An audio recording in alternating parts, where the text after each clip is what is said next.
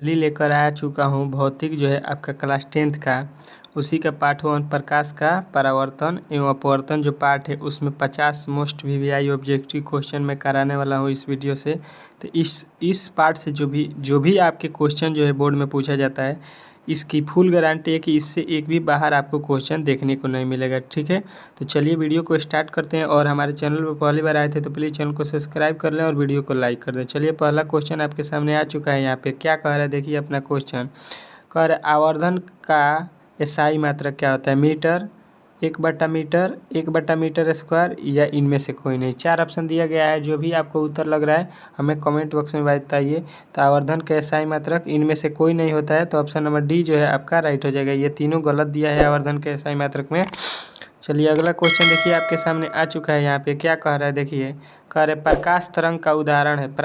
प्रकाश तरंग का उदाहरण क्या है ये आपको बताना है। ध्वनि तरंगे, विद्युत चुंबकीय तरंगे, पराबैंगनी तरंगे, इनमें से कोई नहीं। 4 ऑप्शन यहाँ पे आपको दिया गया था, जो भी आपको उत्तर लग रहा है वो हमें कमेंट बॉक्स में बता दीजिए। ठीक है, प्रकाश की तरंगे होती हैं क्या, पराबैंगनी तरंगे। ऑप्शन नंबर सी जो है इसका राइट हो जाएगा। अगला क्वेश्चन देखिए आपके सामने आ चुका है। यहाँ पे क्या कह रहा है, यहाँ पे आपका अगला क्वेश्चन, ठीक है देखिए कह रहा है दंत विशेषज्ञ किस दर्पण का उपयोग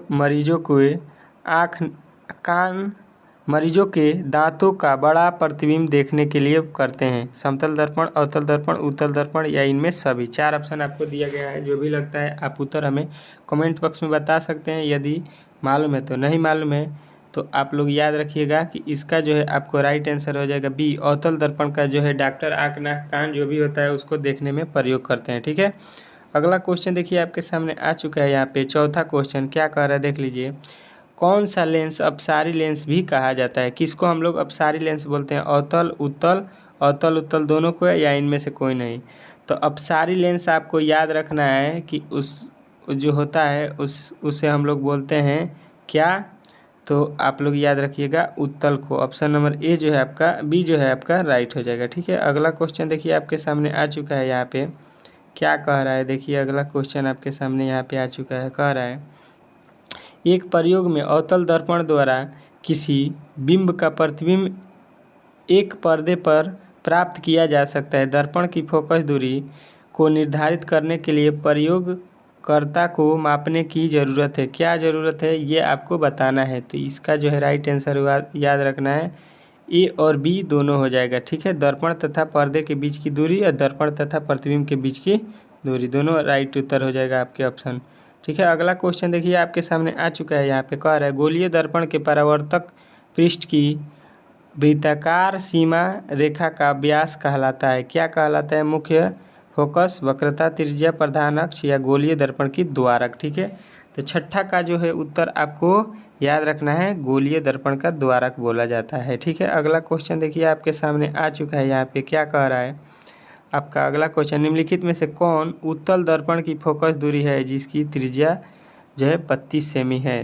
तो 32 सेमी त्रिज्या वाले उत्तल दर्पण की फोकस दूरी बताना है। तो देखिए आपका होता है सूत्र R = 2F। इससे आपको यहाँ से क्या निकालना है, फोकस। तो देखिए त्रिज्या आपका यहाँ पे दिया है 32 = 2, 2 के पहाड़े में यहाँ पे कट जाएगा, तो F का वैल्यू आ जाएगा 16, जो कि ऑप्शन नंबर जो है सी आपका राइट हो जाएगा। ठीक है, अगला क्वेश्चन देखिए आपके सामने आ चुका है। 8वां क्वेश्चन क्या कह रहा है, देखिए कह रहा है गोलीय दर्पण का परावर्तक पृष्ठीय वक्रित हो सकता है।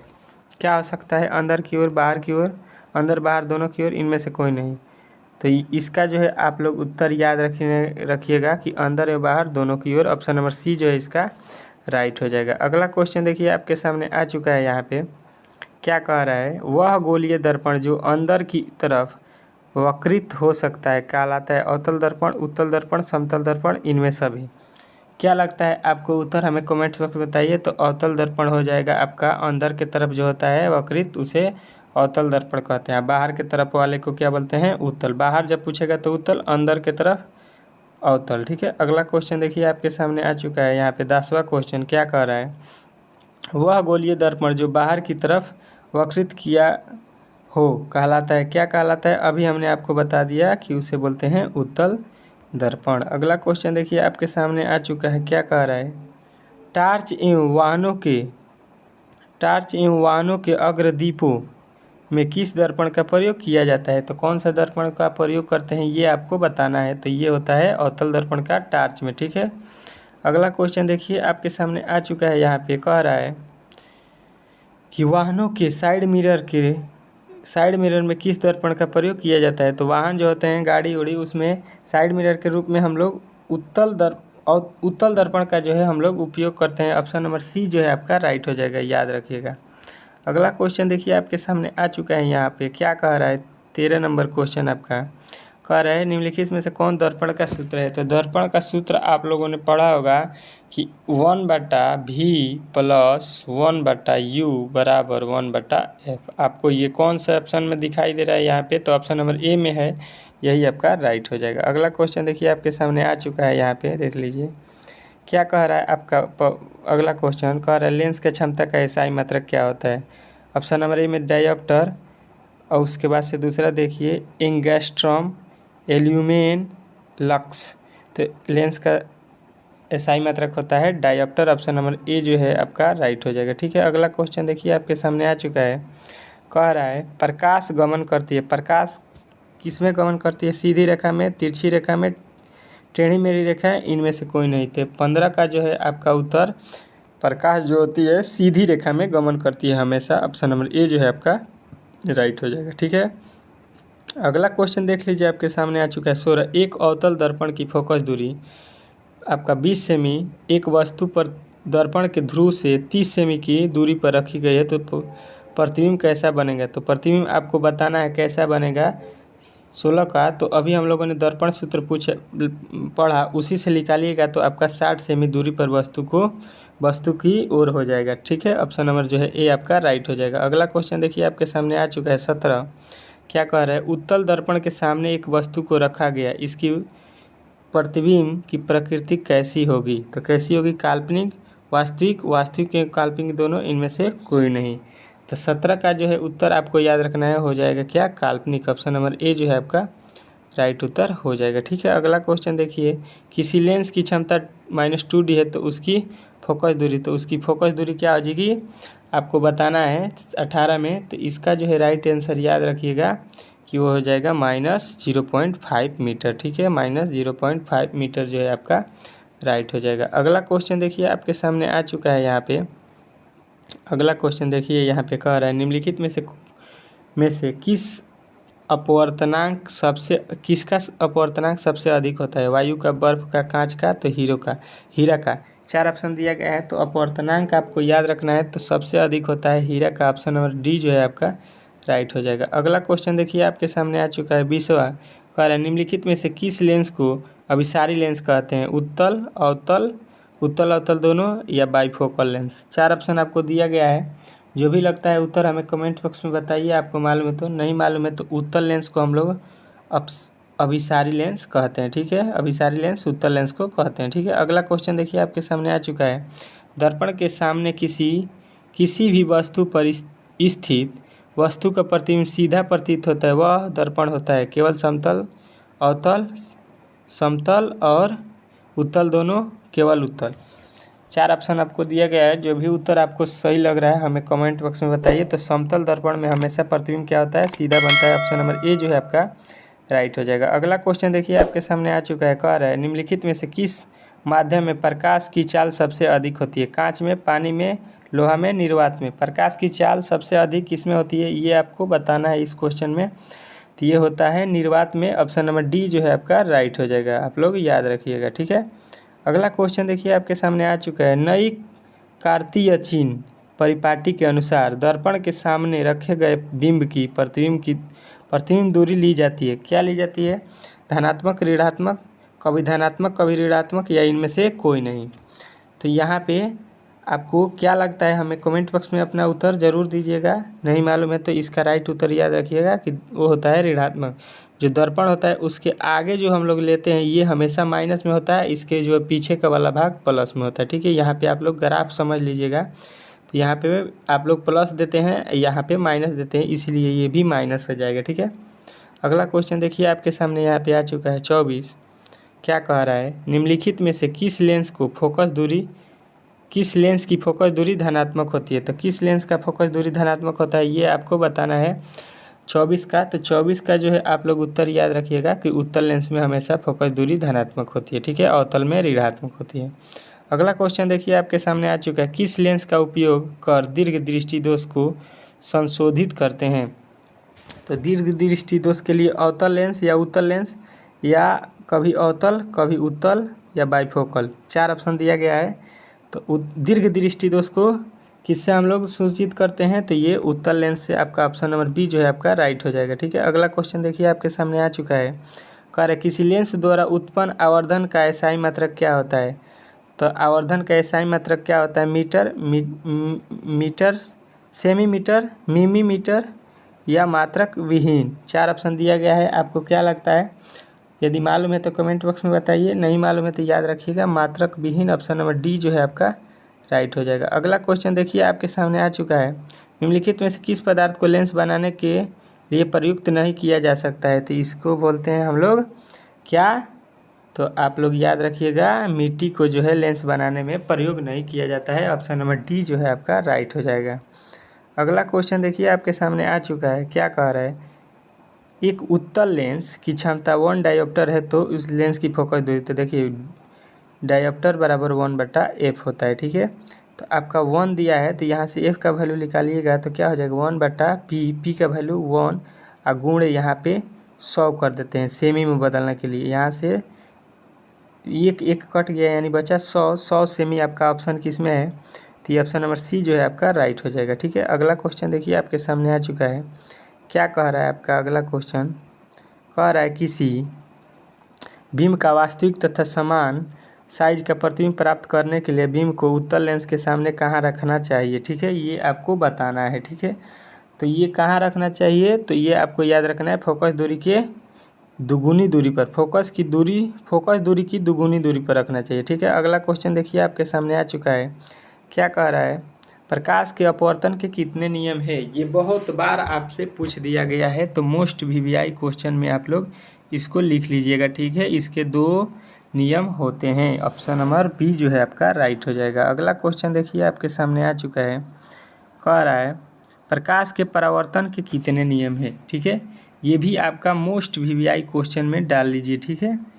तो इसका भी जो राइट आंसर होगा जो बी होगा 2 होता है, ठीक है। अगला क्वेश्चन देखिए आपके सामने आ चुका है, कह रहा है किसी माध्यम के अपवर्तनांक का मान होता है, क्या होता है? ये आपको 4 ऑप्शन यहाँ पे दिया गया है, बताना है। तो देखिए इसका जो होता है क्या होता है कि साइन I/साइन R होता है, ठीक है, जो कि ऑप्शन नंबर आपके किसमें दिया है? तो ऑप्शन नंबर ए में दिया है, यही आपका राइट हो जाएगा, ठीक है।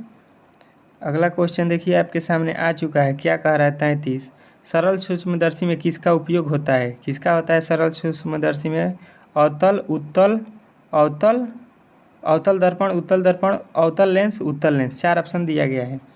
क्या होगा इसका उत्तर? यदि मालूम है तो कमेंट बॉक्स में बताइए, नहीं मालूम है तो याद रखिएगा उत्तल लेंस का जो होता है उपयोग सरल सूक्ष्मदर्शी में, ठीक है। अगला क्वेश्चन देखिए आपके सामने आ चुका है, यहाँ पे 34 नंबर क्वेश्चन क्या कह रहा है, एक उत्तल लेंस होता है, क्या होता है? सभी जगह समान मोटाई का, बीच की अपेक्षा किनारों पर मोटाई, किनारों की अपेक्षा बीच में मोटाई, या इनमें से कोई नहीं। तो उत्तल लेंस क्या होता है ये बताना है आपको। यहाँ पे 4 ऑप्शन दिए गए हैं, जो भी आपको उत्तर सही लगता है हमें कमेंट बॉक्स में बताइए, नहीं मालूम है तो याद रखिएगा किनारों की अपेक्षा बीच में मोटा होता है। उत्तल लेंस जो होता है आप लोग देख लीजिए इस प्रकार बनता है, तो बीच में मोटा होता है और किनारों पर पतला होता है। अगला क्वेश्चन देखिए आपके सामने आ चुका है, यहाँ पे 35 नंबर क्वेश्चन कह रहा है अवतल लेंस का आवर्धन m बराबर होता है, क्या होता है? ये आपको सूत्र यहाँ पर दिया गया है, जो भी अब यदि आपको याद है तो आप लोग बता सकते हैं। तो इसका होता है v/u, v/u क्या कहाँ है? तो ऑप्शन नंबर डी में है, यही आपका राइट हो जाएगा। अगला क्वेश्चन देखिए आपके सामने आ चुका है, कह रहा है गोलीय दर्पण के फोकसांतर एवं वक्रता त्रिज्या के बीच संबंध होता है। तो ये हमने पढ़ा है, क्या होता है कि r/2f, ऑप्शन नंबर ए में दिया है r/2f, ऑप्शन नंबर ए ही आपका राइट हो जाएगा, ठीक है। अगला क्वेश्चन देखिए आपके सामने आ चुका है, क्या कह रहा है निर्गत किरण एवं अभिलंब के बीच का कोण होता है, क्या होता है? निर्गत किरण एवं अभिलंब के बीच का कोण को हम लोग क्या कहते हैं? यहाँ पे 4 ऑप्शन दिया गया है, जो भी लग रहा है उत्तर हमें कमेंट बॉक्स में बताइए यदि मालूम है। तो नहीं मालूम है तो निर्गत कोण कहते हैं। ऑप्शन नंबर जो है सी आपका राइट हो जाएगा। ठीक है, अगला क्वेश्चन देखिए आपके सामने आ चुका है। यहाँ पे क्या कह रहा है, 1 मीटर फोकस दूरी वाले उत्तल लेंस की क्षमता होती है। 1 मीटर फोकस दूरी वाले लेंस की क्षमता क्या होगी, ये आपको बताना है 38 में। तो आप लोग याद रखिएगा 1D हो जाएगा option number 1 dioptre. Option number B जो है इसका राइट हो जाएगा। ठीक है, अगला क्वेश्चन देखिए आपके सामने आ चुका है। उत्तल दर्पण से बना प्रतिबिंब होता है, कैसा होता है उत्तल दर्पण से बना प्रतिबिंब, आपको बताना है। यहाँ पे 4 ऑप्शन दिया गया है, जो भी राइट हो रहा है यदि आपको मालूम है तो हमें कमेंट बॉक्स में ज़रूर बताइए अपना उत्तर। नहीं मालूम है तो आप लोग याद रखिएगा इसका उत्तर जो हो जाएगा आपका ऑप्शन नंबर ए, काल्पनिक एवं छोटा प्रतिबिंब बनता है किससे, उत्तल दर्पण से। ठीक है, याद रखिएगा। अगला क्वेश्चन देखिए, कह रहा है समतल दर्पण द्वारा बना प्रतिबिंब होता है। समतल दर्पण द्वारा यहाँ पे 4 दिया है ऑप्शन, कौन सा आपको उत्तर सही लग रहा है, कौन सा प्रतिबिंब, कैसा प्रतिबिंब बनता है, ये आपको बताना है 40 में। ठीक है, तो ये काल्पनिक बनाता है हमेशा कौन, समतल दर्पण। यही आपका बी ऑप्शन राइट हो जाएगा। अगला क्वेश्चन देखिए आपके सामने यहाँ पे आ चुका है। क्या कह रहा है, किसी वस्तु का आवर्धित प्रतिबिंब बनता है, किसमें बनता है, उत्तल दर्पण, अवतल दर्पण, उत्तल दर्पण से, समतल दर्पण से, या सब प्रकार के दर्पण से। ठीक है, 4 ऑप्शन दिए गए हैं 41 में। जो भी आपको उत्तर लग रहा है हमें कमेंट बॉक्स में बताइए। नहीं मालूम है तो याद रखिएगा अवतल दर्पण से। ठीक है, अगला क्वेश्चन देख लीजिए यहाँ पे आपके सामने आ चुका है 42। काल्पनिक प्रतिबिंब हमेशा क्या होता है, काल्पनिक प्रतिबिंब सीधा होता है, उल्टा होता है, तिरछा होता है, या आधा होता है। ठीक है, 42 में क्या हो जाएगा, तो काल्पनिक प्रतिबिंब हमेशा सीधा बनता है। ठीक है, अगला क्वेश्चन देखिए आपके सामने यहाँ पे आ चुका है। क्या कह रहा है, किसी दर्पण में हमेशा आभासी और छोटा प्रतिबिंब बनता है, तो किस में बनता है, अवतल दर्पण में, उत्तल दर्पण में, समतल दर्पण में, या इनमें से कोई नहीं। 43 में क्या हो जाएगा, तो ऑप्शन नंबर बी उत्तल दर्पण में बनता है हमेशा क्या, आभासी और छोटा प्रतिबिंब। अगला क्वेश्चन देखिए आपके सामने यहाँ पे आ चुका है। क्या कह रहा है आपका अगला क्वेश्चन, आपका अगला क्वेश्चन देखिए कह रहा है कि गोलीय दर्पण के ध्रुव और फोकस दूरी के बीच की दूरी को क्या कहते हैं, ये आपको बताना है। तो इसे हम लोग कहते हैं फोकसांतर। ऑप्शन नंबर बी जो है आपका राइट हो जाएगा। गोलीय दर्पण के ध्रुव और फोकस दूरी के बीच को बोलते हैं फोकसांतर। ठीक है, याद रखिएगा। अगला क्वेश्चन देखिए आपके सामने यहाँ पे आ चुका है। कह रहा है कि वक्रता त्रिज्या आर और फोकस दूरी एफ में संबंध होता है। तो हमने अभी पढ़ा आर बराबर 2f, तो एफ बराबर क्या हो जाएगा आपका r/2। ठीक है, आर बराबर यहाँ पे होता है 2f, तो एफ का वैल्यू निकालिएगा तो ये 2 जो है इसके आर के बटा में चला जाएगा, जो कि ऑप्शन नंबर ए में आपका राइट हो जाएगा। ठीक है, आपका ए जो है आपका राइट हो जाएगा। अगला क्वेश्चन देखिए आपके सामने आ चुका है। क्या कह रहा है, 46 हजामत बनाने के लिए प्रयोग किया जाता है कौन सा दर्पण का, उत्तल, अवतल, समतल, उपयुक्त तीनों। तो जो हम लोग हजामत बनाते हैं तो उसमें जो होता है दाढ़ी, हजामत बनाने में अवतल दर्पण का उपयोग होता है। ऑप्शन नंबर बी जो है इसका राइट हो जाएगा। अगला क्वेश्चन देखिए आपके सामने आ चुका है। कह रहा है सोलर कुकर में प्रयोग किया जाता है, किसका प्रयोग किया जाता है, अवतल दर्पण का, उत्तल दर्पण का, अवतल उत्तल दोनों, या समतल दर्पण। तो सोलर कुकर में हम लोग याद रखेंगे कि अवतल दर्पण का उपयोग होता है। ऑप्शन नंबर ए जो है इसका राइट हो जाएगा। अगला क्वेश्चन देखिए आपके सामने आ चुका है। यहाँ पे कुछ देर पहले इस क्वेश्चन को पढ़े थे। रोगियों को कान, नाक, आँख, गले आदि के जांच के लिए डॉक्टर प्रयोग करते हैं, कौन से दर्पण का प्रयोग करते हैं, यही आपको बताना है। अवतल दर्पण का, उत्तल दर्पण का, या उत्तल लेंस, या अवतल लेंस। 4 ऑप्शन दिया गया है आपको। जो भी लग रहा है उत्तर हमें कमेंट बॉक्स में बताइए। तो इससे हम लोग कहते हैं क्या, ऑप्शन नंबर ए अवतल दर्पण। ठीक है, अवतल दर्पण से क्या होता है, रोगियों को आँख, नाक, कान को हम लोग देखते हैं। ठीक है, देखने में प्रयोग करते हैं। अगला क्वेश्चन देखिए आपके सामने आ चुका है 49। क्या कह रहा है, पानी में डूबे एक उत्तल लेंस की फोकस दूरी हवा में उसकी फोकसांतर दूरी की अपेक्षा होगी, क्या होगी, ये आपको बताना है 49 में। तो क्या हो जाएगा आपका, तो ये हो जाएगा कम होती है। ठीक है, अगला क्वेश्चन देखिए आपके सामने आ चुका है यहाँ पे 50 नंबर। कह रहा है 2 वक्रीय पृष्ठों से घिरे ठोस माध्यम को कहते हैं, क्या कहते हैं ठोस माध्यम को, तो इसे कहते हैं हम लोग गोलीय लेंस। ठीक है, ऑप्शन नंबर सी जो है आपका राइट हो जाएगा। अगला क्वेश्चन देखिए इस सेट का। कह रहा है 51 नंबर। एक अवतल दर्पण की फोकस दूरी 10 सेमी है तो उसकी वक्रता त्रिज्या हो जाएगा। यहाँ से अभी हम लोगों ने पढ़ा कि आर बराबर क्या होता है 2f। तो यहाँ से फोकस दिया है 10 गुणे 2, तो 10 दूना का 20 हो जाएगा। ऑप्शन नंबर बी जो है इसका राइट हो जाएगा। अगला क्वेश्चन देखिए इस सेट का और अंतिम क्वेश्चन है। कह रहा है कि किसी शब्दकोश में पाए जाने वाले छोटे अक्षरों को बड़े समय आप निम्नलिखित में से कौन से लेंस में पसंद करते हैं। तो कौन सा लेंस में पसंद करते हैं ये आपको बताना है। तो ये होता है आपका ऑप्शन नंबर बी 50 सेमी फोकस दूरी वाले अवतल लेंस। ठीक है, तो ये जो थे आपके मोस्ट वीवीआई क्वेश्चन प्रकाश के परिवर्तन एवं अपवर्तन के पार्ट से जितने भी थे ये हम लोगों ने कर लिया है। ठीक है, यदि वीडियो अच्छा लगा हो तो प्लीज़ चैनल को सब्सक्राइब करें और वीडियो को लाइक करें। मिलते हैं अगले वीडियो में, तब तक के लिए जय हिंद।